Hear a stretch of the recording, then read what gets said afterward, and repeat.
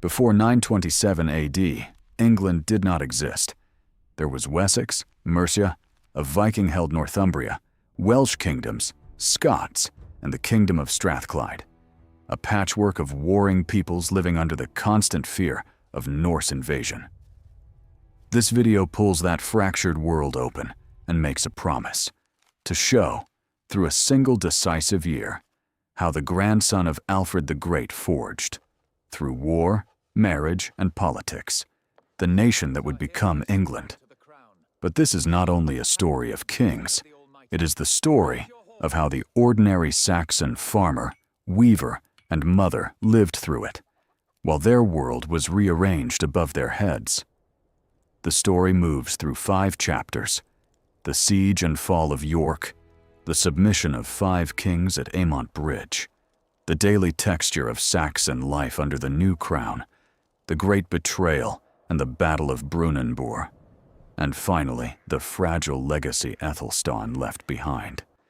A kingdom nearly forgotten by history, born quietly on a grassy mound that still sits, unmarked, beside a modern English highway. If you want to understand how a nation is actually built, not in a single battle, but in a single, brutal, brilliant year, stay until the end. Like this video, subscribe, and ring the bell so you don't miss the next chapter of forgotten history. Outside the walls of York, a king is waiting. It's the summer of 927. Inside those walls, the last Viking stronghold in Britain holds its breath. By nightfall, one of these worlds will end. This is the story of how 5 warring kingdoms became one nation, paid for in blood, marriage, and betrayal. This is how England was born. He wasn't supposed to be king. When Aethelstan's father, Edward the Elder, died in July of 924, the throne should have passed cleanly to a younger son, Elfweard, the boy favored by the nobles of Wessex. But Elfweard was dead within 16 days. No battle, no clear cause, just a sudden, convenient death that left Aethelstan raised far away at the Mercian court as the only man left standing. Wessex did not welcome him. There were whispers of a plot to blind him at Winchester, a punishment that, under the old laws, would have made him unfit to ever wear a crown. He survived it. It took over a year of suspicion and maneuvering before he was finally crowned on September 4th, 925, at Kingston, a grown man of 31, finally holding what should have been his from the start. He tried diplomacy first. In 926, at Tamworth, he gave his own sister in marriage to Sitric, the Norse king of Northumbria, and had him baptized into the Christian faith. It should have bound the North to him peacefully. Didn't last a year.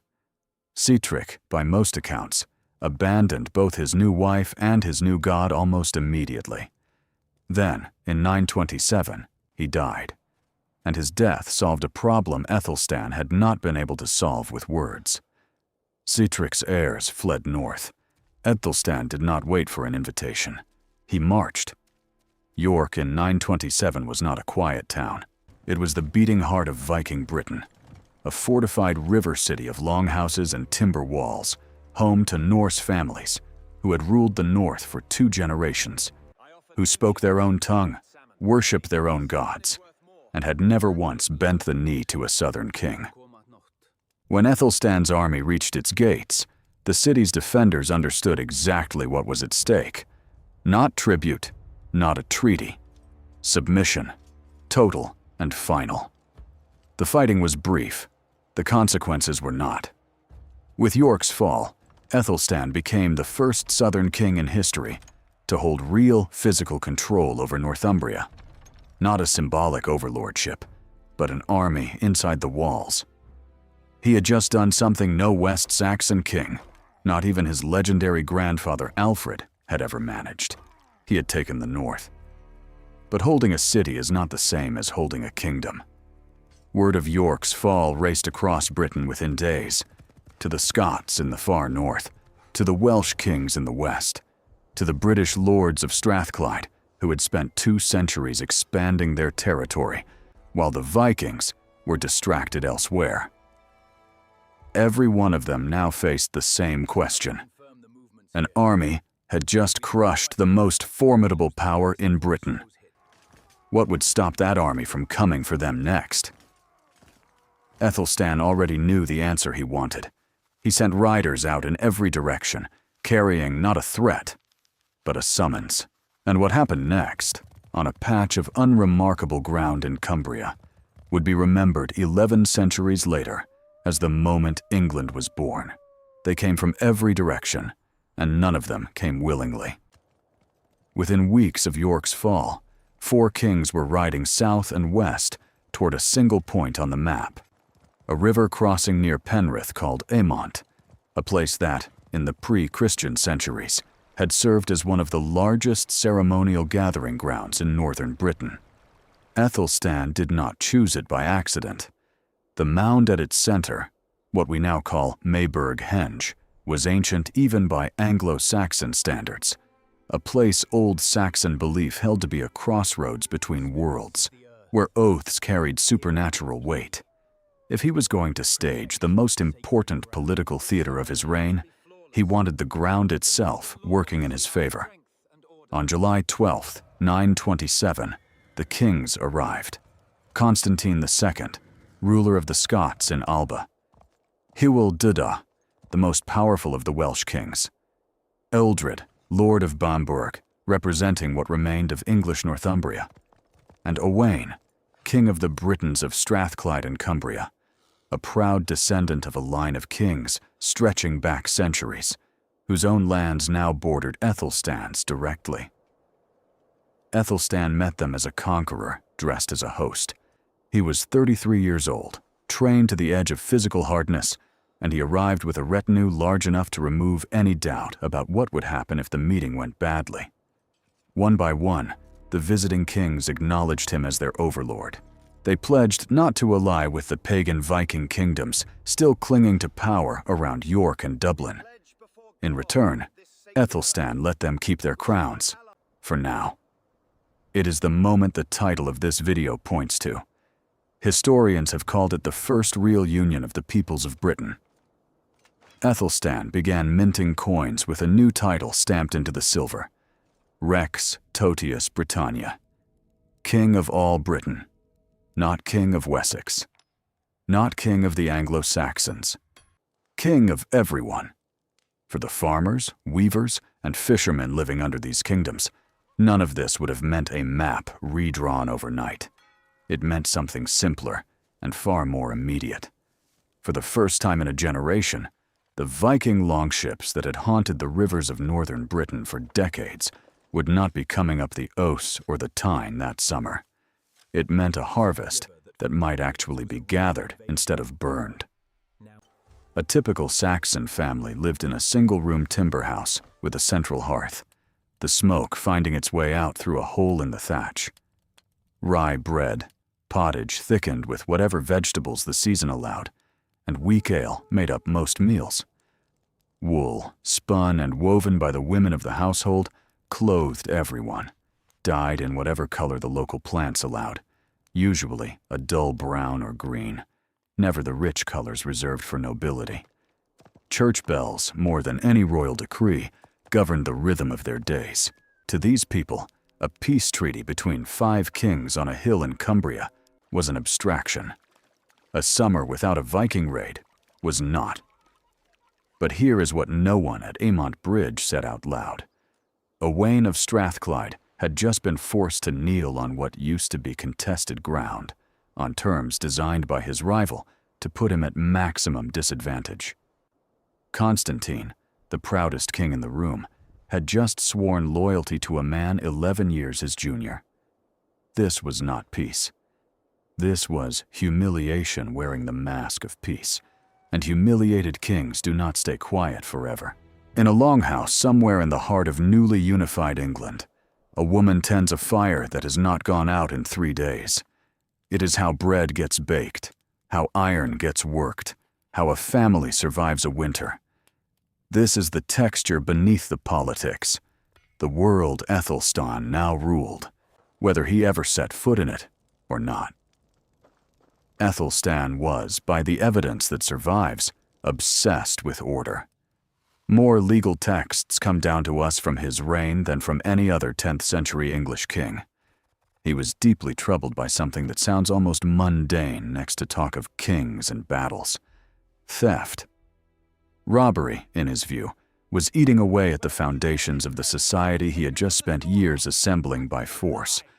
His law codes laid out exact penalties, exact procedures, an attempt to impose a single standard of justice across peoples who, a generation earlier, had never answered to the same court. Under the old system of weregild, a person's worth and the price their killer owed for taking their life was measured precisely in shillings according to rank. A nobleman's life was worth vastly more in cold law than a peasant's. It was brutal arithmetic. It was also, for the first time, the same arithmetic from Wessex to Northumbria. He built an administration to match his ambition. A royal scribe historians now call Aethelstan A produced charters in dense, ornate Latin, each one dated not just by year, but by day, a level of record-keeping no English king before him had bothered with. After 931, his title on these documents grew even grander. Lord not just of the English, but of all Albion, of Britain itself. He pushed for a single coinage across his territories, a small but radical idea: one currency, one kingdom. He was also, by every account, deeply pious. He collected relics with the enthusiasm of a man building a personal armory of holiness, founded churches, and traveled to Durham to kneel at the shrine of St. Cuthbert, leaving gifts so generous that his name was inscribed permanently in the cathedral's records. Scholars came from Germany, Brittany, Ireland, and Francia to his court. Among them, remarkably, the Icelandic warrior poet Egil Skallagrimsson. He fostered the sons of foreign rulers under his own roof, including a young Norwegian prince named Håkon, the future king of Norway, raised in an English household as a kind of living insurance policy. And he played the oldest game in royal politics, better than almost anyone in Europe. He married off his half-sisters one by one to the most powerful men on the continent. Eadgifu to Charles the Simple, king of the Franks. Eadhild to Hugh the Great, the most powerful duke in France.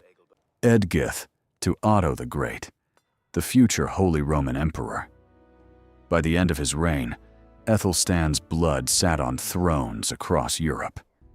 Yet the man at the center of all this expansion never married. He left no heir. Some historians believe it was a deliberate choice, a quiet concession made during the disputed, dangerous years after his coronation, when a wife and children of his own might have reopened the very succession crisis that had nearly cost him his life. A king who united a continent's worth of royal families through marriage and chose for himself to remain alone. Not everyone accepted the new order quietly. Up in Alba, Constantine II had sworn an oath at Aemont Bridge, and oaths sworn under duress have a way of curdling into resentment.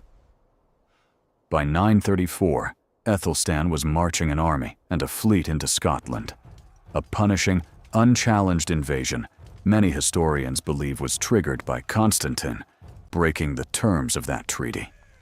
Aethelstan won easily, but he had just taught the proudest king in Britain a lesson that would not be forgotten, that he could be beaten only one way: if his enemies stopped fighting each other and started fighting him together.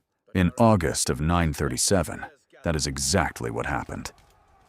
Olaf Guthfrithson, the Viking king of Dublin, loaded his ships and sailed for Britain. Behind him stood the largest hostile coalition any English king had ever faced: Constantine II of Alba, the same king humbled a decade earlier at Aemont Bridge, and Owain, king of Strathclyde, the same man forced to kneel on disadvantageous ground. Old chroniclers, writing decades later, claimed the Viking fleet alone numbered in the hundreds of ships. The exact number is impossible to confirm. What is certain is the intent. Erase what Aethelstan had built, by force, all at once. They met at a place the records call Brunanburh. Its exact location is still debated by historians today, though many now believe it lay near modern Bromborough, on the Wirral Peninsula. What is not debated is the scale.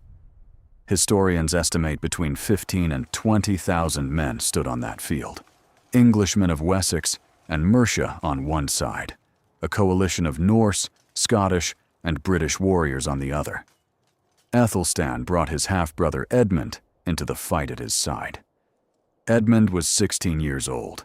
There was no clever maneuvering left to do. Both armies formed shield walls, dense, overlapping ranks of men packed shoulder to shoulder, spears thrust over the front row, swords and axes hacking through any gap that opened. Once two shield walls collided, there was almost no room to retreat and almost no way to disengage. A contemporary poem, copied into the Anglo-Saxon Chronicle within a generation of the battle, described fighting that lasted from the moment the sun rose until it sank again. A single, unbroken day of killing.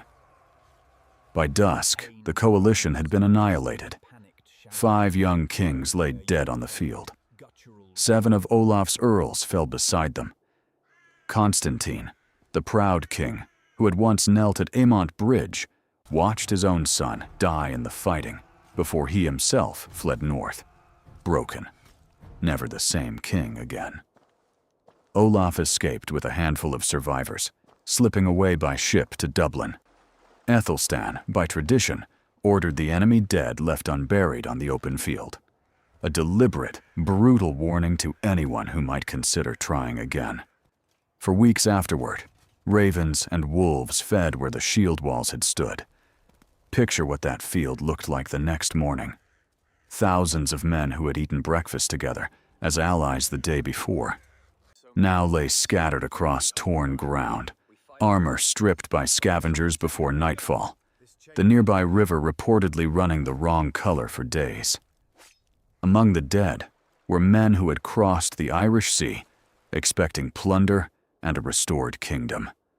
Farm boys conscripted into Constantine's army, who had never held a sword before that summer. Mercenaries who simply chose the losing side. War poetry remembers kings and earls. The mass graves remembered everyone else. Chroniclers across England, Wales, Ireland, and Scandinavia recorded it. For generations afterward, people simply called it the Great War. It is, by the measure of bodies on a single field, one of the bloodiest days in early medieval British history.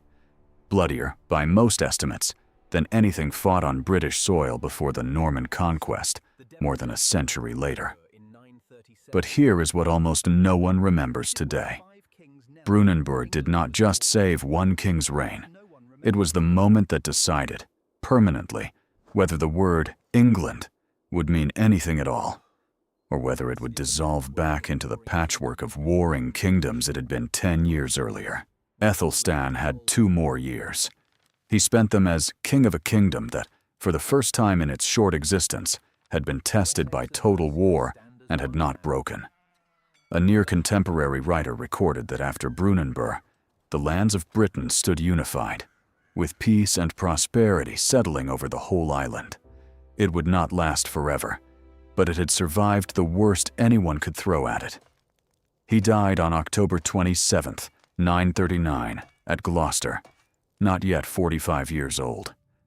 True to the man he had been in life, he chose to be buried not in the grand royal tombs of Winchester, but at Malmesbury Abbey, beside cousins of his own who had died young in his service. He left no wife, no children. The throne passed to his half-brother Edmund, 18 years old, barely older than the boy who had fought beside him at Brunanburh. The cracks showed almost immediately. Within months of Aethelstan's death, the Northumbrians abandoned their allegiance and chose a Viking king of their own.